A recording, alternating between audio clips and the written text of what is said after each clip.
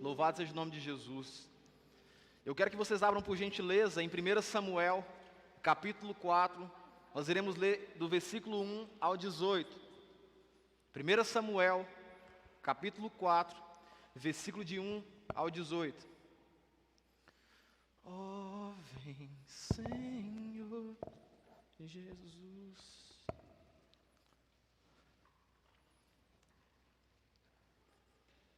Quando você encontrar, você fala: eu amo a palavra do Senhor. Ou eu amo a tua palavra.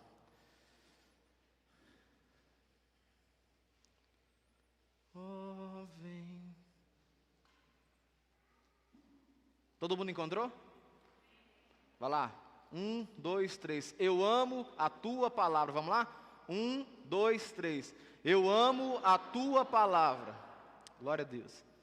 Lá em 1 Samuel, capítulo 4, versículo de 1 ao 18, nós iremos ler esse texto e pontuando algumas verdades, mas eu quero abordar sobre a vida de um moço aqui, chamado Eli.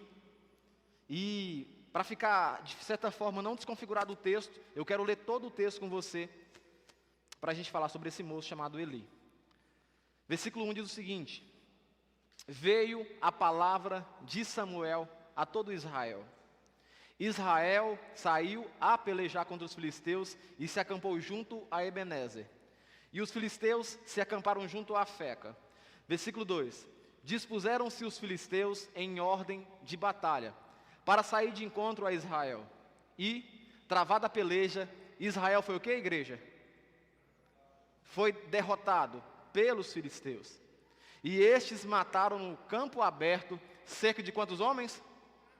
4.000 homens. Voltando o povo ao arraial, disseram aos anciões de Israel. Segura aqui. Esse povo israelita, o povo escolhido do Senhor, estava sempre acostumado a ver Cristo fazer com que eles vencessem a batalha. O povo de Israel nunca tinha provado uma perca. Eles sempre estavam acostumados. 4.000 homens de Israel morrem. Então, o que gera no coração desse povo aqui é uma revolta, uma angústia, porque sempre estavam acostumados a ver o Senhor na peleja ganhar as batalhas através deles. Só que nessa situação aqui, quem foi vitorioso foi o povo filisteu. Acompanha comigo no versículo 4, nós iremos ver, versículo 3 na verdade. Voltando o povo ao arraial, disseram os anciãos de Israel. Anciãos são homens velhos, experientes. Por que nos feriu o Senhor hoje diante dos filisteus? Tragamos-nos de Siló, o quê? A arca da aliança do Senhor, para que venha no meio de nós e nos livre das mãos de nossos inimigos. Versículo 4, vai observando aí. Mandou, pois, o povo trazer de Siló a arca do Senhor dos exércitos, entronizado entre os querubins. Os dois filhos de Eli, Hofni e Finéias, estavam ali com a arca da aliança de Deus. Versículo 5. Sucedeu que, vindo a arca da aliança do Senhor ao arraial, rompeu todo o Israel em grandes brados, bateram palma, ficaram alegres, e ressoou a terra. Ouvindo os filisteus a voz do júbilo, disseram: que voz de grande júbilo é esta no arraial dos hebreus? Você tem que lembrar aqui nesse ponto aqui, que os hebreus estavam achando estranho, porque eles tinham acabado de matar 4.000 homens. Continua. Então, souberam que a arca do Senhor era vinda ao arraial. E se, o quê? Atemorizaram os filisteus e disseram: os deuses vieram ao arraial. E diziam mais: ai de nós, que tal jamais sucedeu antes. Ai de nós. Quem nos livrará das mãos destes grandiosos deuses? São os deuses que feriram aos egípcios com toda sorte de pragas no deserto. Versículo 9. Sede fortes, ó filisteus, portai-vos varonilmente, para que não venhais a ser escravo dos hebreus, como eles serviram a vós outros. Portai-vos varonilmente e pelejai. Versículo 10. Então, pelejaram os filisteus. Israel foi o quê, igreja? Foi derrotado. E cada um fugiu para a sua tenda. Foi grande a derrota, pois foram mortos de Israel 30.000 homens de pé. Você vê aqui nesse texto aqui, 4.000 homens morrem. E esse povo israelita, assustado em ver aquela situação, de nunca ter visto eles perderem uma guerra, então eles pensam, tem uma grande ideia, nós vamos trazer a arca do Senhor para esse lugar.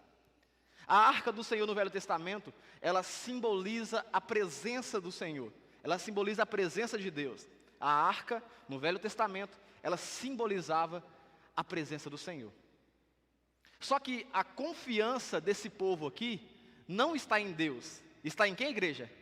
Na arca. Eles não pensaram em Deus e sim na arca. O erro não foi trazer a arca, e sim colocar confiança na arca, e não no Deus que representava a arca. Quem me entendeu? Amém? Vamos continuar aqui. Qual versículo eu parei? 10. Então pelejaram os filisteus, e Israel foi derrotado, e cada um fugiu para a sua tenda. Foi grande a derrota, pois foram mortos de Israel 30.000 homens de pé. Versículo 11. Foi tomada a arca de Deus. Olha para você ver. E mortos os 2 filhos de Eli, Hofni e Finéias. Versículo 12. Então correu um homem de Benjamim, saído das fileiras, e no mesmo dia chegou a Siló. Trazia rasgadas as vestes e terra sobre a cabeça. Versículo 13. Quando chegou, Eli estava assentado numa cadeira ao pé do caminho, olhando como quem espera, porque o seu coração estava tremendo pela arca de Deus.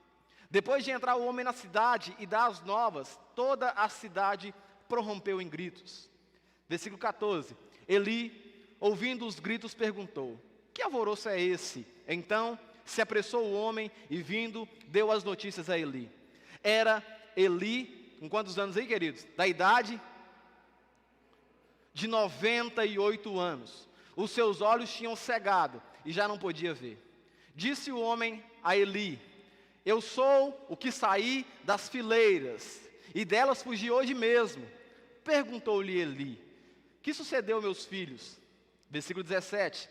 Então respondeu o que trazia as novas e disse: Israel fugiu de diante dos filisteus. Houve grande morticínio entre o povo, e também os teus 2 filhos, Hofni e Finéias, foram mortos, e a arca de Deus foi tomada.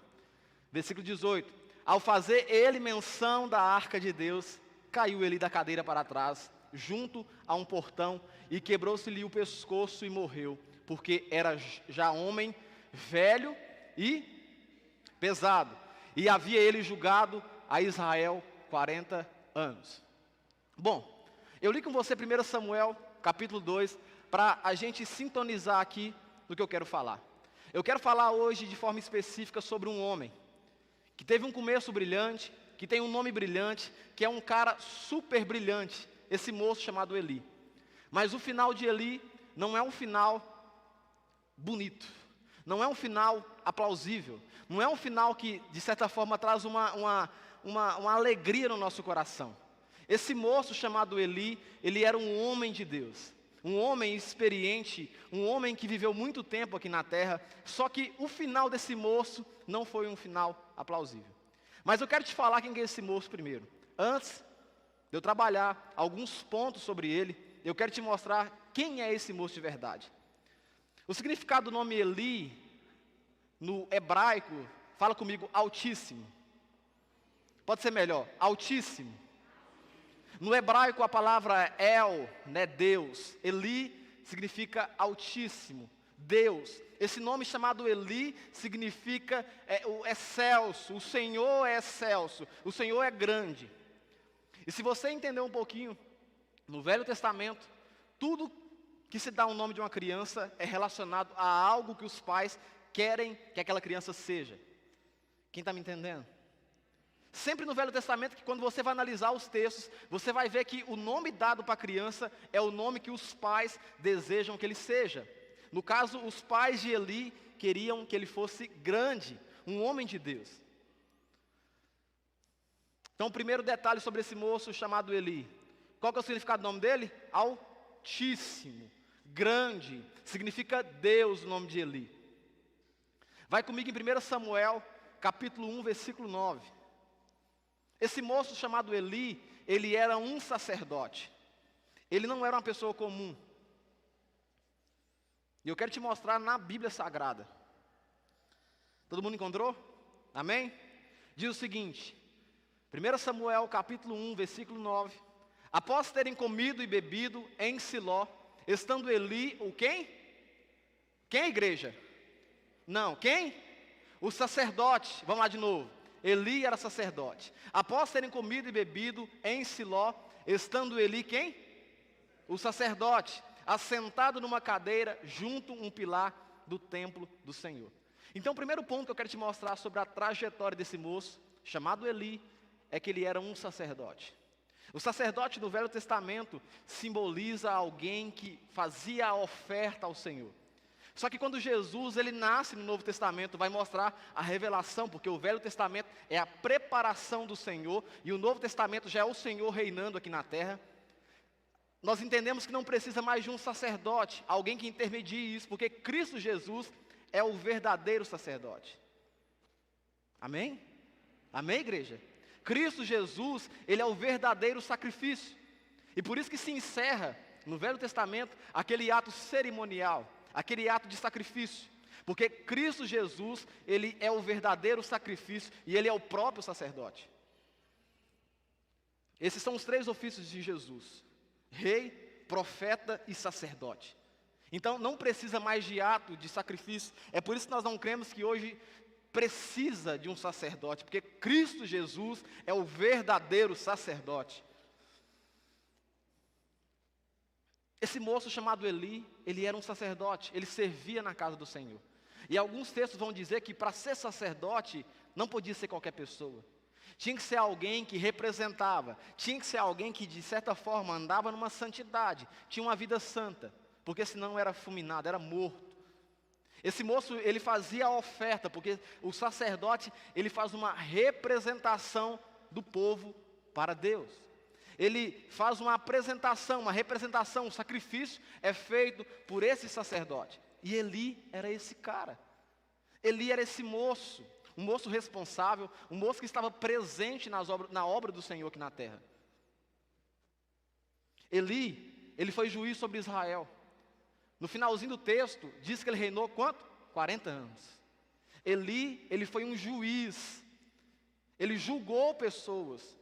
O nível intelectual de Eli, naquela época, era muito avançado. Assim como Sansão foi juiz, Eli também foi juiz sobre Israel.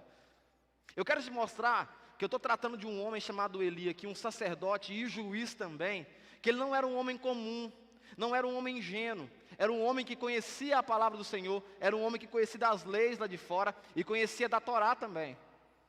Ele conhecia do Pentateuco também. Ele conhecia das normas todas, porque ele era um juiz. Qual é a segunda característica de Eli? Ele era a primeira sacerdote. A segunda é o quê? Juiz. Vai em 1 Samuel capítulo 2, versículo 11, por gentileza.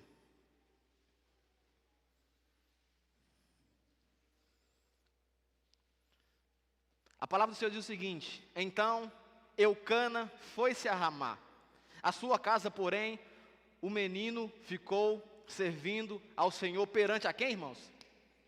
O sacerdote Eli. Eli, ele ajudou a criar o profeta Samuel.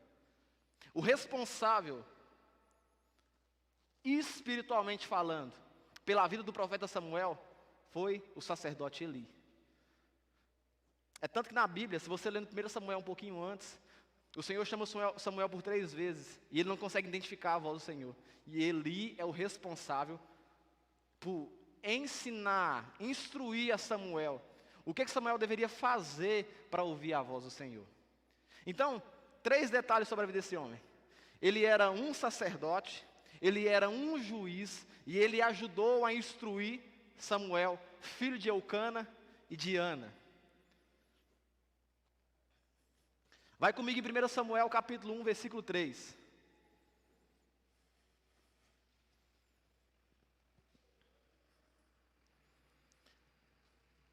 O Eli, ele era pai de Hofni e Finéias. 1 Samuel capítulo 1, versículo 3. Este homem subia da sua cidade de ano em ano a adorar e a sacrificar ao Senhor dos Exércitos, em Siló. Estavam ali os dois filhos de Eli, Hofni e Finéias, como sacerdotes do Senhor. Olha que coisa impactante. Esse homem, ele tinha uma vida com Deus, e além de ter uma vida com Deus, os filhos, nesse versículo aqui vai dizer que também era sacerdote.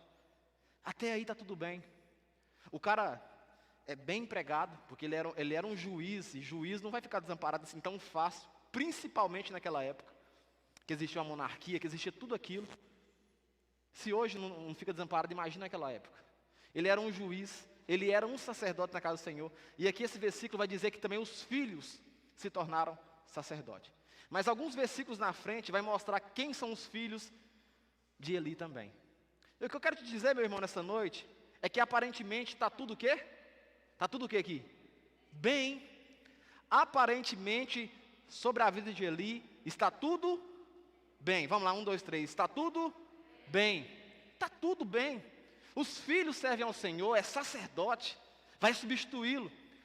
Ele julgou Israel, ele foi juiz, ele governou, porque juiz naquela época governava também.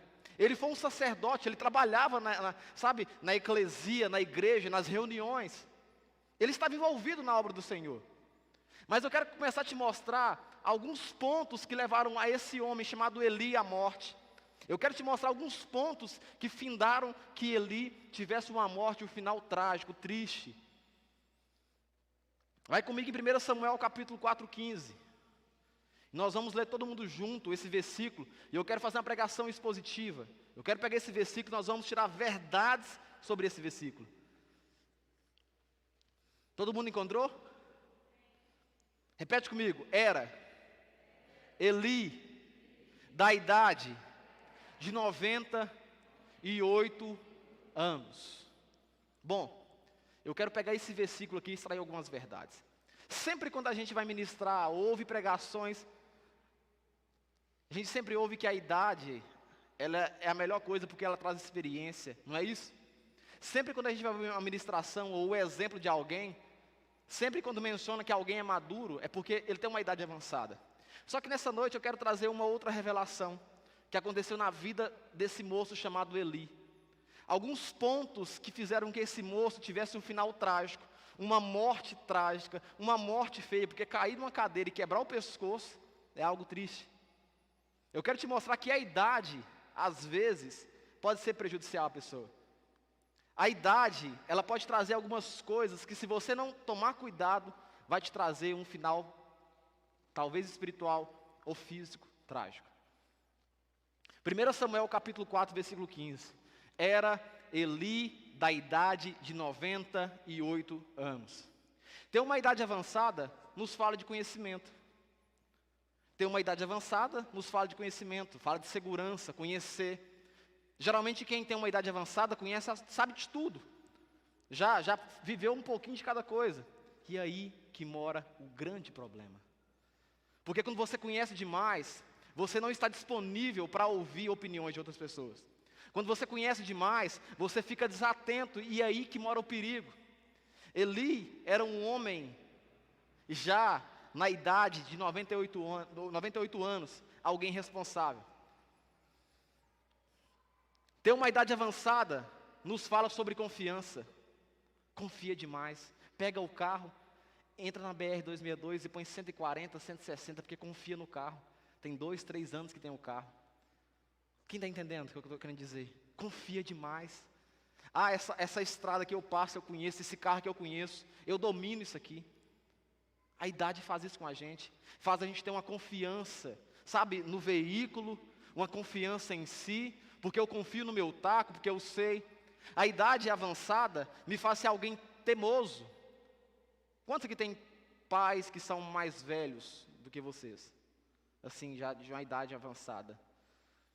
Moço, é uma dificuldade, não pode comer doce. E o que eles fazem?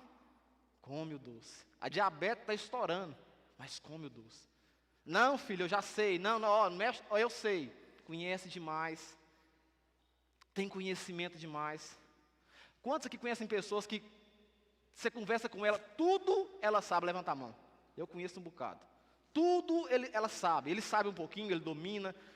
Ele sabe. Nunca ele está pronto para ouvir. Me fala dessa mente aqui, ó.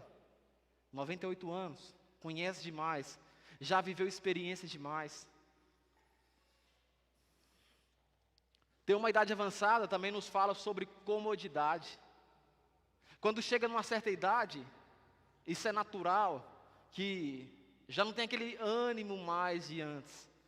Já não tem mais aquela disposição de antes. Porque a idade vai chegando e de certa forma ela vai afetando esse ânimo meu. De fazer uma atividade física, de correr atrás, de estudar, de ir para a faculdade, de buscar um conhecimento. É verdade, igreja? É verdade, igreja? Afeta. A idade vai chegando num certo momento que ela te afeta, ela vai tentando te limitar. Esse moço aqui, Eli, ele deixou a comodidade afetar ele. Sabe por quê? Porque os dois textos que a gente lê na Bíblia mostra que Eli estava o quê? Estava o quê, igreja? Sentado. O primeiro texto que eu li mostra que ele estava sentado esperando o povo chegar. E o povo chega e traz uma notícia dos 4.000 que morreram. Aí depois, arruma aquela peleja, aquela bagunça, morre mais 30.000. E Eli estava o quê? Sentado. E quando ele recebe a notícia, que é a arca, porque assim, olha um detalhe no texto. Você viu naquele texto lá que ele não preocupou com os filhos? Ele deu importância para a arca do Senhor. Vamos ler o texto lá? Quero te mostrar um detalhe aqui. Eli não deu importância para os filhos, e sim para a arca do Senhor. Quer ver?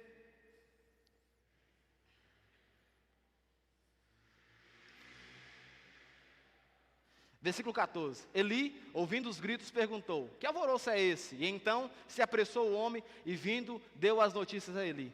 Era Eli da idade de 98 anos. Os seus olhos tinham cegado e já não podia ver. Disse o homem a Eli: eu sou o que saí das fileiras e delas fugi hoje mesmo. Perguntou-lhe Eli: o que é que sucedeu, meus filhos? Ó, a pergunta dele: o que é que sucedeu aos meus filhos? Versículo 17. Até então ele mostra uma preocupação. Então respondeu o que trazia as novas e disse: Israel fugiu de diante dos filisteus, houve grande morticínio entre os povos, e também os seus 2 filhos, Hofni e Finéias, foram o quê, igreja?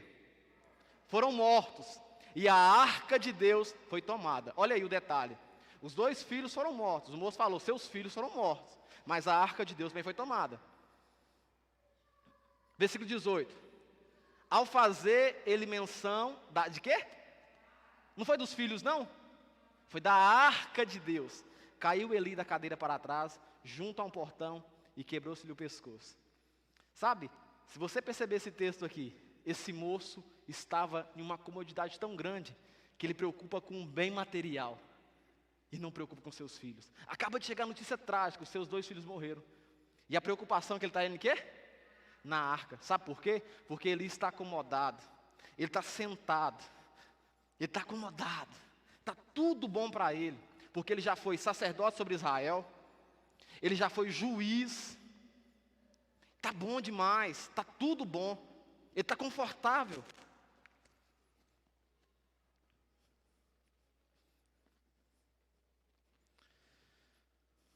O quinto ponto que eu aprendo aqui sobre era Eli da idade de 98 anos. Ter uma idade avançada nos faz...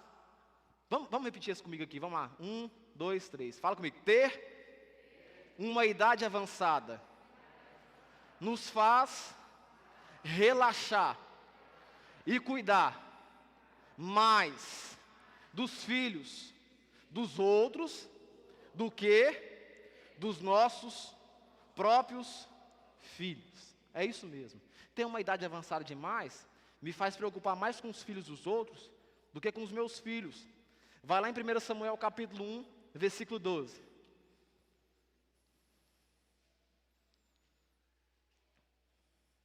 Ter uma idade avançada nos faz preocupar mais com os filhos dos outros do que com os nossos filhos. A palavra diz o seguinte, ó: eram, porém, os filhos de Eli, filhos de quê? De Belial. Repete comigo, Belial. Vamos lá, igreja, Belial. E não se importavam com o Senhor. Os filhos de Eli eram sacerdotes, mas não se importavam com o Senhor. No grego, no hebraico, perdão, essa palavra aqui é Belial, perdão, fugiu a cabeça, Belial, significa Satanás, filho de Satã, opositor da fé. A palavra vai dizer que os filhos de Eli eram comparados como filhos de Satanás, ou o próprio Satanás, o opositor da fé. Agora o que acontece aqui, onde está o erro de Eli aqui, onde está a comodidade de Eli? Eli deu atenção mais para Samuel, filho de Ana, do que o seu próprio filho. Eli estava mais preocupado em cuidar do Samuel, o profeta Samuel, mas esqueceu de cuidar dos seus próprios o que, igreja? Filhos. Ele estava preocupado com os filhos de Ana, e esqueceu dos seus filhos, a ponto da Bíblia me relatar e comparar ele como filho de Belial. Vai comigo aí no finalzinho de 1 Samuel, aí, ó. 1 Samuel, capítulo 4:15. Diz o seguinte: os seus olhos tinham cegado, e já não podia ver. Os seus olhos tinham cegado, e já não podia ver. Eu quero pegar algumas verdades com você aqui também nesse texto. Eli não só sofria com a idade, mas com a cegueira também. O cego raramente reconhece que ele é frágil. Pergunta para alguém que age com estupidez, se ele sabe que se ele age com estupidez. Ele não reconhece, porque ele acha que as atitudes que ele toma são as certas. Pergunta para alguém que é ignorante, se ele sabe que ele está agindo com ignorância, porque ele acha que a atitude que ele está tomando é a mais correta a se fazer. Sabe por quê? Porque está como Eli, cego, não consegue enxergar, tem dificuldades de ver, não consegue, sabe, fazer uma autoanálise. Assim como 1 Coríntios capítulo 11, finalzinho de 15 fala, o homem examine a si mesmo, ele tem dificuldade. Esse moço chamado Eli, esse sacerdote, esse homem que não é um homem comum, ele tinha dificuldade de enxergar. Ele estava cego espiritualmente falando. O cego nos traz o entendimento de alguém que não enxerga a situação. Quantas pessoas aqui conhecem alguém que você fala, não é possível que não está vendo que vai dar errado? Levanta a mão assim. Tem gente que faz umas coisas e não fala, não é possível que esse cara está vendo que vai dar errado. Não é possível que esse cara não está vendo que vai dar merda. Aí pega um cheque, preenche o cheque e entrega a pessoa na confiança. Quem está entendendo o que quer dizer? Cego, vai dar errado, meu irmão. Eli, esse cara, estava cego espiritualmente falando.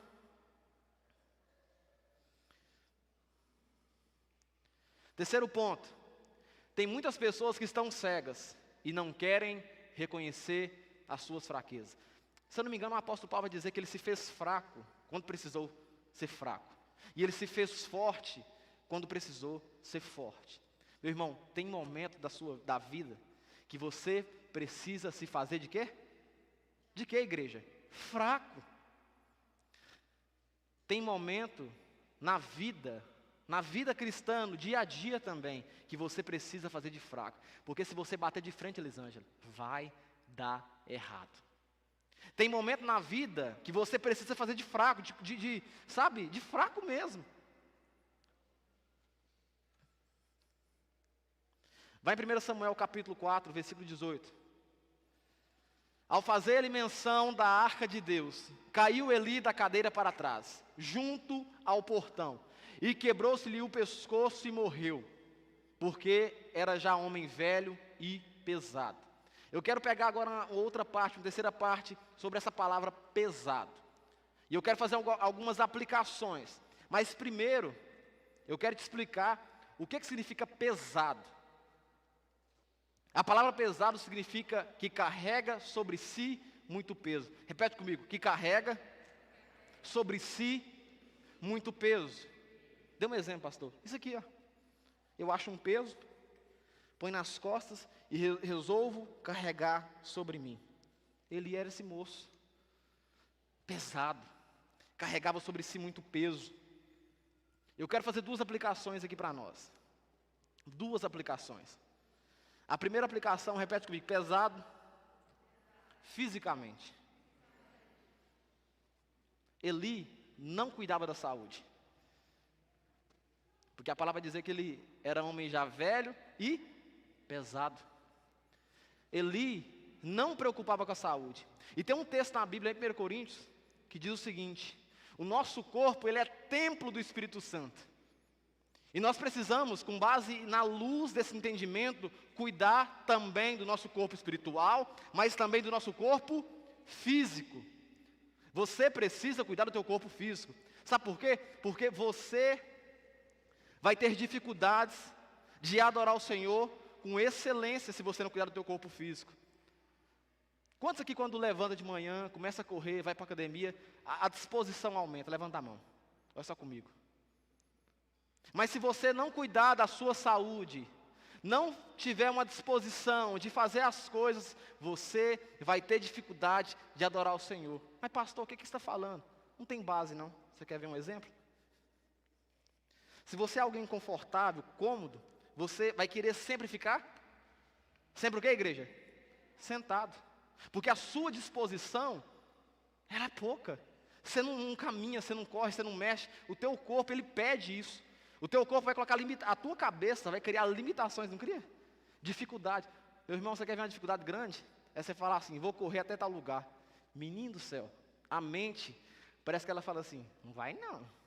Segura, te trava. Não, não precisa correr mais. Não é assim, não é só comigo que acontece, irmão. Levanta a mão, se com mais gente acontece isso também. Não vai não, você tá bom, já correu demais, já suou muito. Não precisa não. É uma briga, sabe, é uma luta que acontece. Esse moço aqui, Eli, ele caiu e quebrou o pescoço, porque também não cuidava do corpo físico. Outro detalhe aqui, tá bom, talvez não se encaixe tanto, mas vamos mostrar aqui outro detalhe que vai encaixar perfeitamente. Talvez você diga assim, isso não encaixa, pastor. Eli não faleceu por causa disso.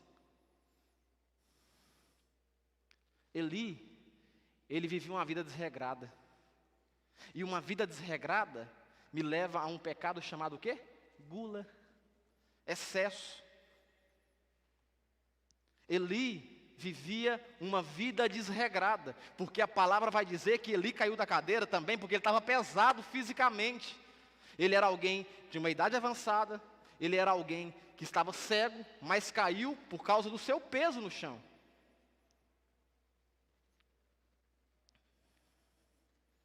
Está sendo edificante? Amém?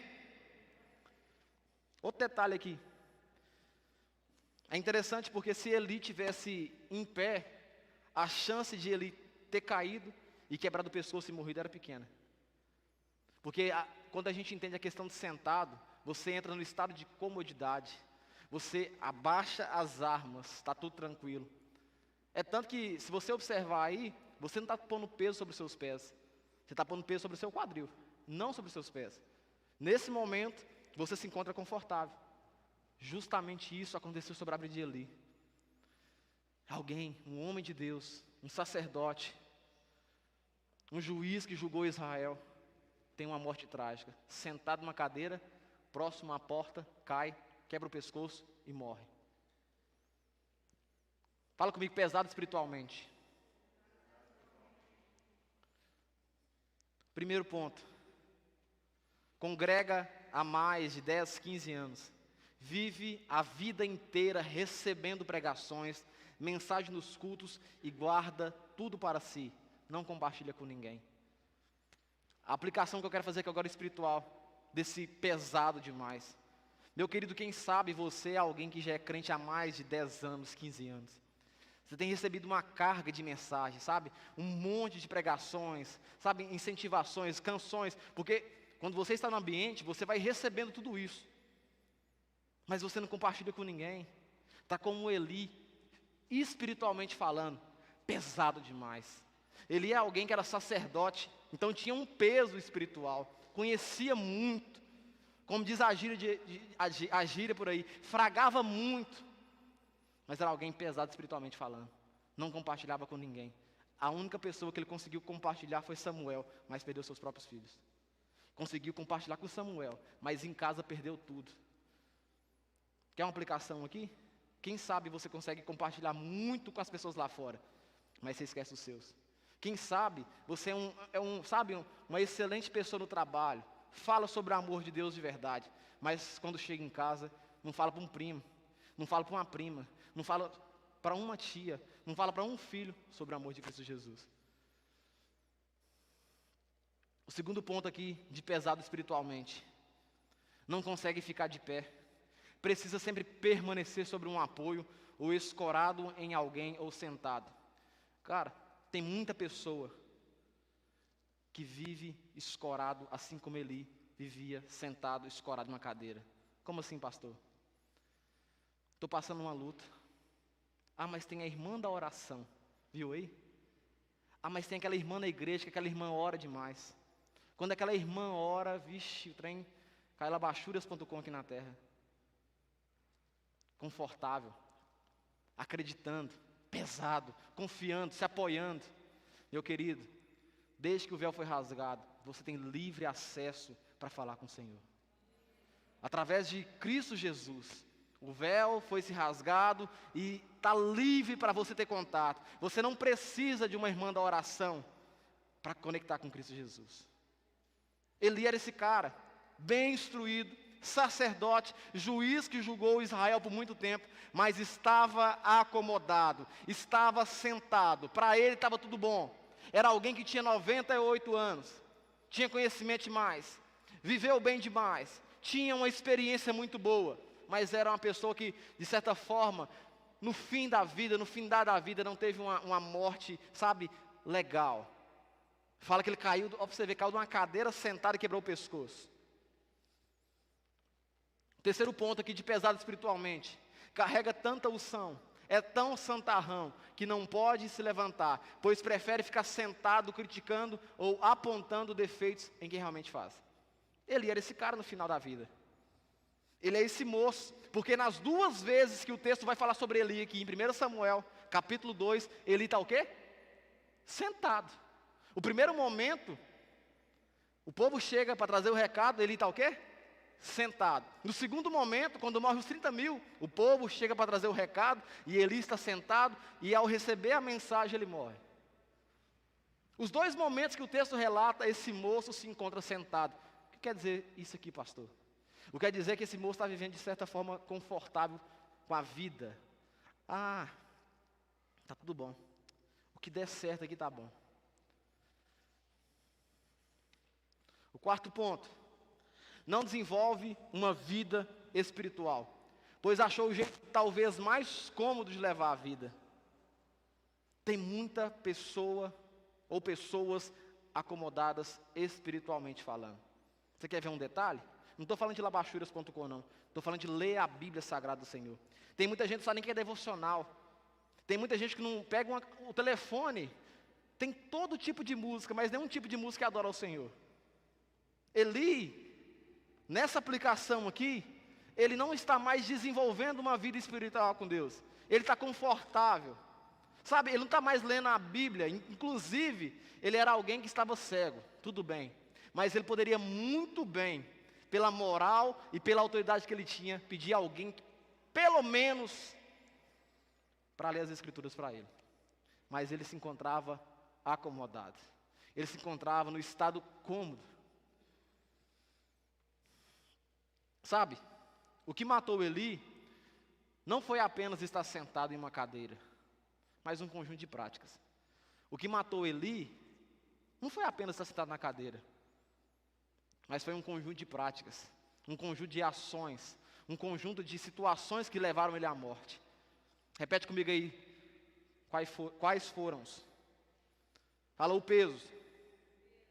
Vamos lá, igreja, o peso, a cegueira e a falta de comprometimento com os filhos. Esses são os 3 pontos que levaram esse moço chamado Eli até um final trágico. A falta de comprometimento com os filhos, a falta de se cuidar, de manter uma vida aparentemente bem. São esses fatores que levaram à morte desse moço chamado Eli. Sabe, muitas vezes, situações vão acontecendo em a qual a gente vive bem. A gente é um cristão, conhece a palavra do Senhor, sabe, sempre está presente, mas chega um certo momento que a idade vai trazendo uma comodidade, uma confiança maior. Eu quero dizer para você, meu querido, nessa noite, você não pode estar acomodado. Você não pode nem deve estar acomodado. Você deve confiar no Senhor, mas não andar de forma acomodada. Porque andar de forma acomodada vai me trazer um resultado ruim. Andar de forma acomodada vai me trazer um final triste, como esse moço chamado Eli. Perder os filhos e perder a vida sentado numa cadeira, próximo a uma porta, quebrando o pescoço. Eu quero que a igreja fique de pé em nome de Jesus.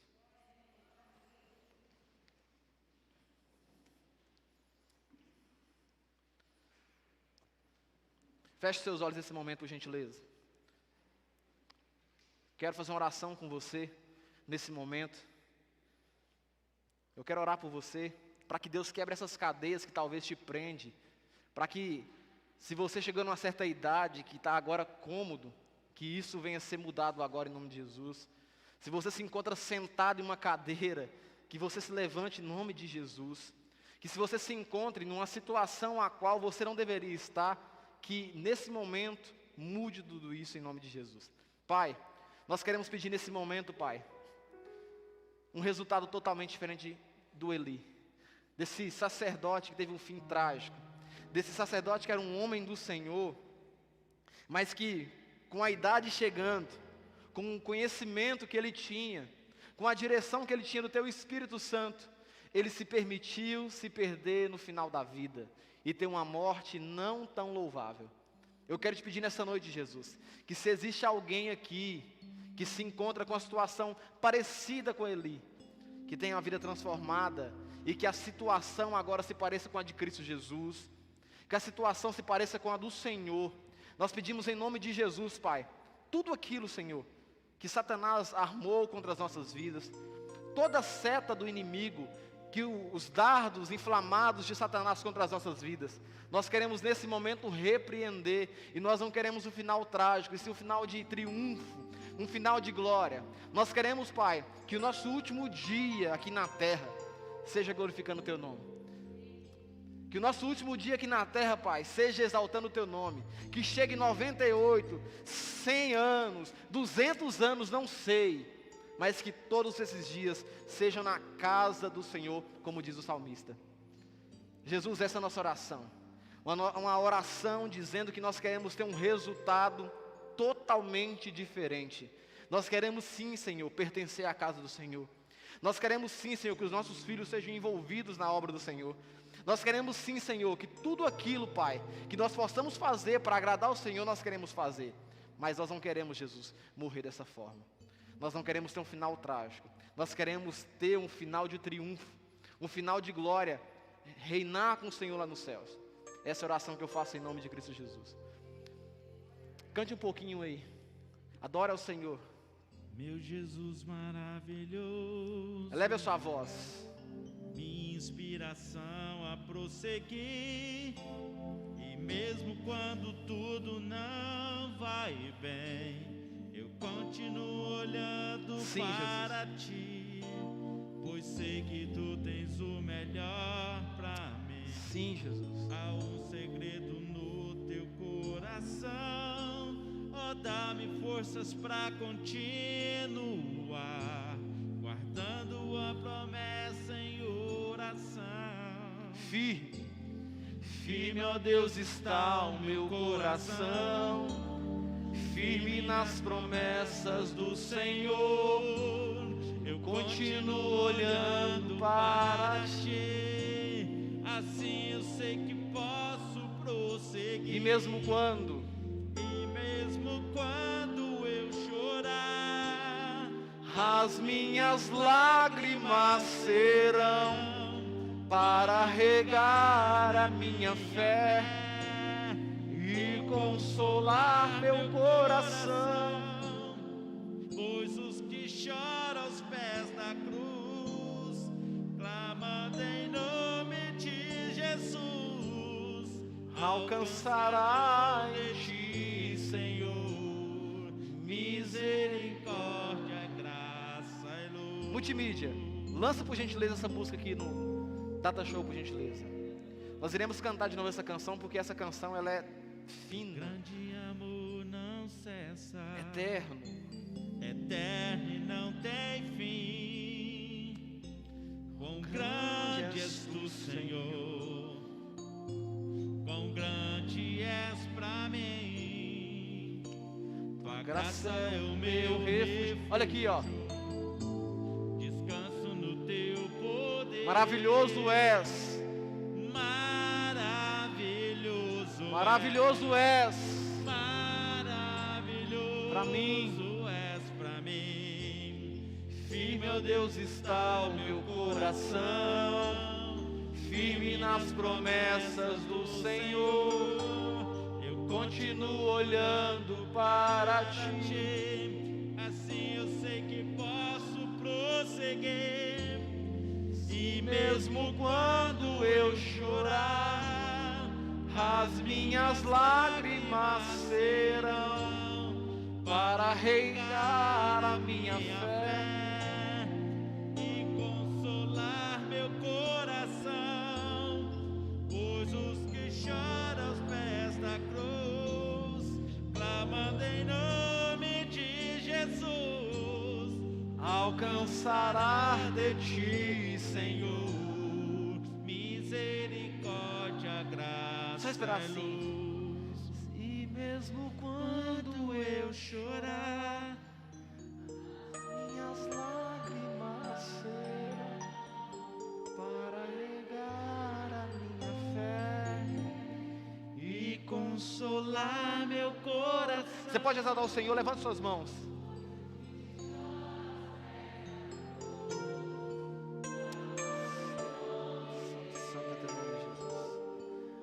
Alcançará de ti, Senhor, Misericórdia, graça e luz. e mesmo quando eu chorar, só a igreja, as minhas